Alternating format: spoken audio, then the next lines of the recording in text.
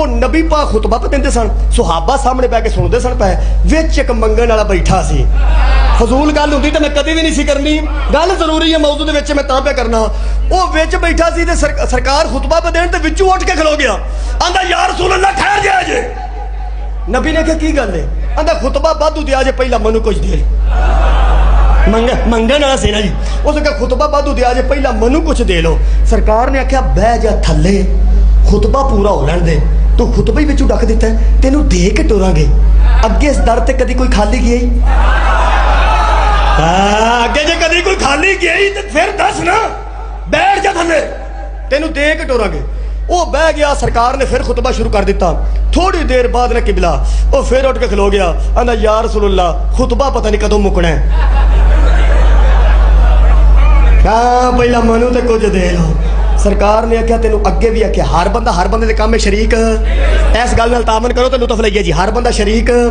सरकार ने आख्या तेन अगे भी आख्या बह जा, तेन फिर कहना बह जा, तेन दे के टोरांगे, तेन खाली हथ घलदे ही नहीं, तेन दे के टोरांगे। वो किबला दूसरी बारी पाया, सरकार सामने सन, अंज जो सामने सुहाबा बैठे सन, वो विचों हले तीसरी बारी तो मोढे पिया मरोड़दा सी ते सरकार ने वेख लिया। सरकार नूं पता लग गया खुतबा नहीं देण देंदा। सरकार ने आख्या या अली इसकी मांगने वाली ज़बान काट।